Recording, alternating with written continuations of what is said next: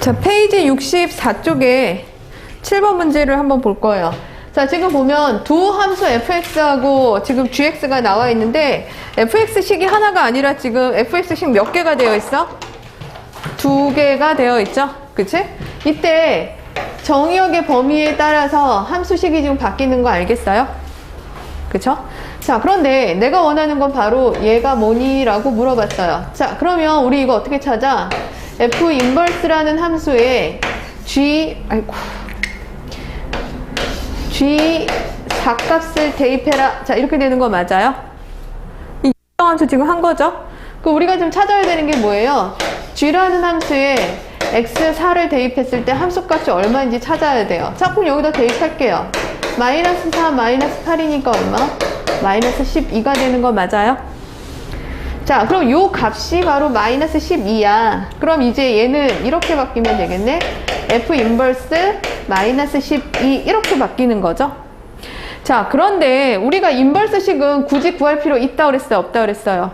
없다 그랬어요. 그죠? 내가 얘를 K라고 얘기한다면 여러분들이 요걸 어떻게 해석하면 된다 그랬어? F라는 식에 X에다가 K를 대입했을 때 그때 Y의 값이 마이너스 12야로 해석하면 된다고 했죠. 자, 그럼 이제 대입을 해볼 건데 문제는요, K가 0보다 큰 수인지 아니면 0보다 작은 수인지 현재 알 수가 없어요. 그쵸? 그럼 1번 K가 만약에 0보다 크거나 같다 그러면 어디다 대입했어야 돼? 여기다 대입했어야 되는 거 맞아요? 위에다 대입해야 되죠? 그러면 F에다 K를 대입한 값은 K 플러스 4가 돼야 되는데 이 값이 얼마? 마이너스 12래요. 그럼 K는 얼마냐면 마이너스 16인데 K가 0보다 크다라는 이 말에 그치? 아, 그럼 얘는 아니라는 얘기야. 그럼 이제 두 번째, 그러면 K가 0보다 작았다면 이제 어디다 대입해? K가 0보다 작으니까 여기다 대입해야겠죠? 그러면 F의 K는 마이너스 K제곱 플러스 4죠? 요 결과값이 마이너스 12가 된다라는 뜻인 거야. 그럼 마이너스 K제곱은 마이너스 16, 그럼 플러스로 바뀌고, 자, 그럼 K는 원래 풀마 4, 두 개 나와야 되죠? 제곱근이니까. 그런데 K는 0보다 어때야 된다 그랬어? 작아야 돼 라고 했어. 그래서 K는 뭐가 돼야 된다? 마이너스 4야 이렇게 돼. 자, 그러면 지금 요가 바로 마이너스 4라는 얘기는 요 결과 값이 마이너스 4 하고 답이 나왔다라는 얘기인 거죠. 자, 요거 이해되나요? 혹시 여기서 어디 이해 안 되는 부분 있나요? 없죠? 그치? 자, 그러면 이번에는 9번 문제로 갈게요. 자, gx랑 fx 두 식이 있는데, 자, 지금 저기 보니까 뭐가 나왔냐면, 아이쿠, 식이 되게 복잡하지? 여기서 제일 먼저 해야 되는 게 얘를 먼저 풀어줘야 돼. 알겠죠? 자, 그런데 우리 지난 시간에 합성함수의 역함수는 어떻게 푼다 그랬어요? 얘를 분배를 하되 순서를 바꾼다 했던 거 기억나죠? 그럼 뭐가 돼야 돼? F 인버스 서클, G 인버스 이렇게 돼야 되는 거 맞아요? 자, 그러면 이제 다시 한번 써볼 거예요. 여기에 지금 보면 원래 F 서클 그리고 나서 지금 얘 푼 게 바로 뭐예요? 얘잖아. 그치? 그럼 F 인버스 그 다음에 G 인버스 그 다음에 F 이렇게 되네. 자, 얘를 찾아라 그랬어. 그런데 여러분들 지난 시간 공식처럼 내가 뭐라 그랬어요? 자기 자신과 자기 자신의 역함수를 합성하면 뭐가 된다 그랬어? 항등함수. 항등함수는 아무런 영향을 미치지 않는다. 그러면 항등함수는 그냥 없애버리는 거예요. 남는 건 누가 남아? 요것만 남는 거예요. 이렇게. 그러면 G 인버스 서클 F의 마이너스 2값을 찾아라 하는 문제로 바뀌는 거죠. 여기까지 됐지? 자, 그럼 이제 찾자. 다시 우리가 이거 찾으려면 어떻게 해야 돼?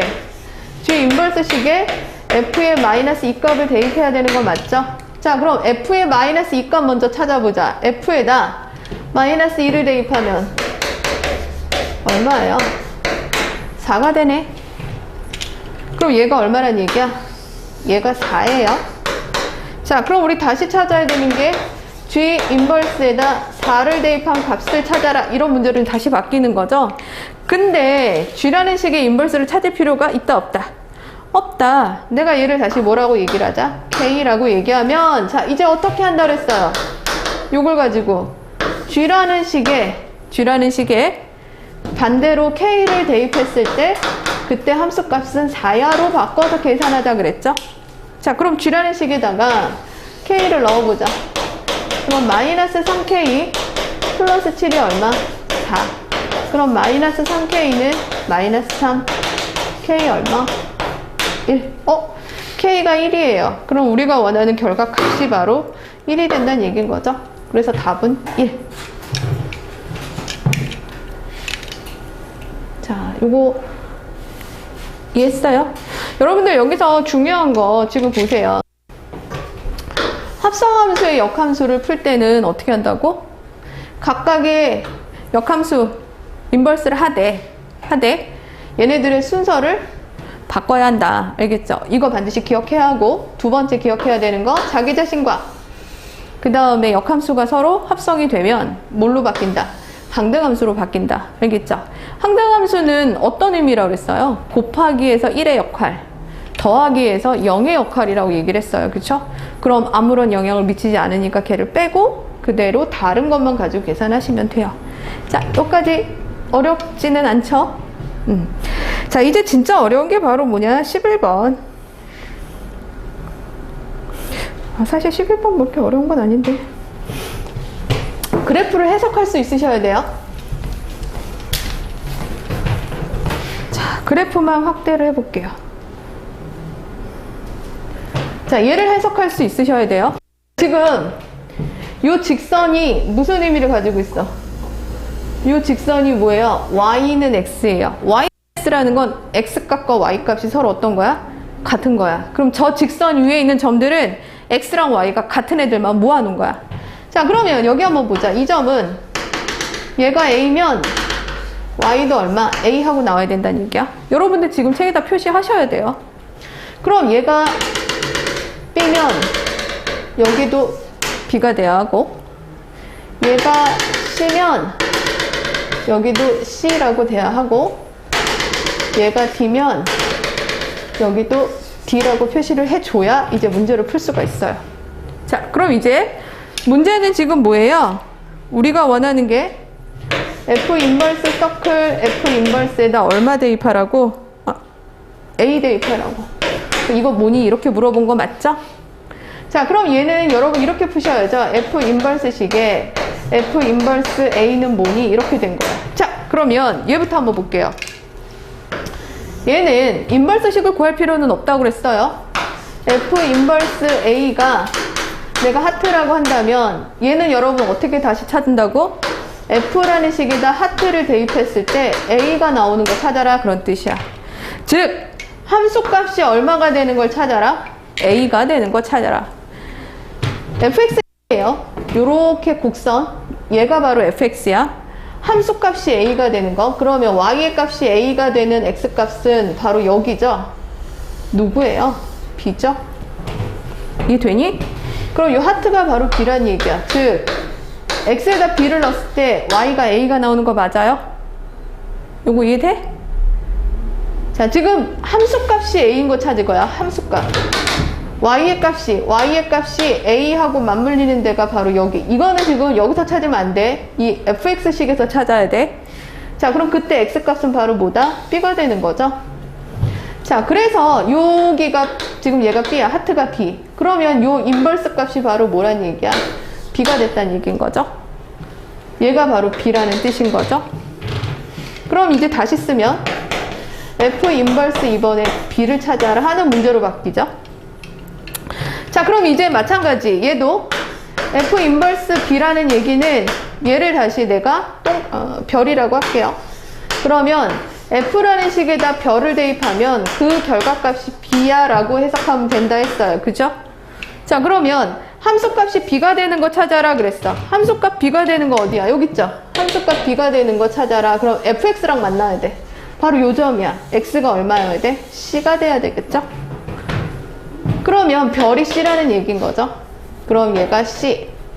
그럼 얘도 c. 그럼 결국에는 우리가 원하는 답은 맨 마지막 답 c가 돼야 된다는 얘기인 거죠. 할 수 있죠? 그럼 이제 13번.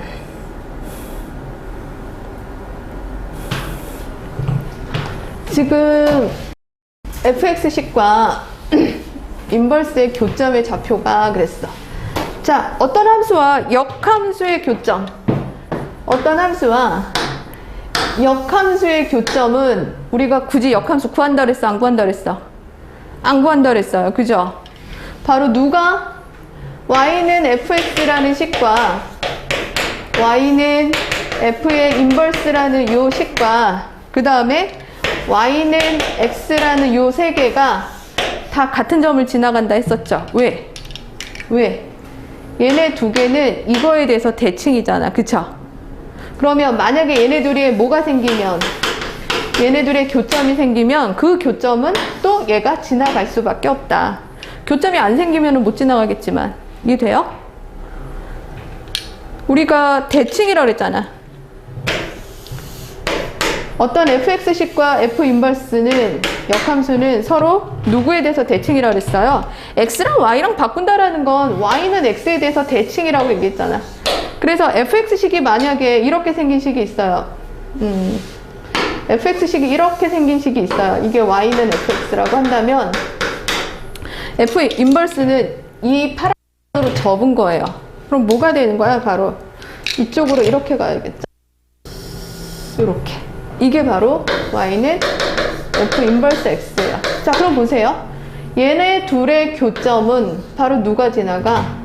얘도 지나가잖아. y는 x도 지나가잖아. 그치? 이해돼요? 자, 그래서 원래 함수하고 인버스식이 서로 교점이 생겼다. 그럼 그 교점은 누구도 지나간다. 얘도 지나간다. 그럼 굳이 우리가 얘를 구할 필요 없이 얘와 얘의 교점을 찾으면 그랬어. 그래서 얘랑 얘의 교점을 찾으시면 돼요. 알겠죠? 자, 그러면 연립하면 되겠죠? fx식이 y는 3분의 1x 플러스 4야. 얘랑 y는 x를 가지고 교점을 찾으시면 된다는 얘기인 거야. 자, 그러면 소거할게요. y 소거할게요. 그럼 빼면 0은 빼면 마이너스 3분의 2x 플러스 4가 되겠네. 자, 그럼 x 얼마일까요? x는 얼마지? 6인가요? 이렇게 되겠네. 자, x가 6이면 y 여기다 대입하니까 얼마예요? y도 6이 되겠네. 그래서 6,6. 그럼 a도 6, b도 6, 둘 다 6. 그래서 둘이 더하면 얼마냐? 바로 12가 돼요. 이렇게 된다고요. 자, 여기까지 됐어요? 어렵지 않았지? 자, 여러분들 기억해야 되는 거 뭐라고요? 어떤 함수와 역함수의 교점은 역함수를 구할 필요가 없다. 어차피 y는 x에 대해서 대칭이기 때문에 y는 x라는 그 함수랑 교점을 찾아도 된다. 알겠지? 자, 그러면 우선 여기까지는 진도가 좀 마무리 됐고요.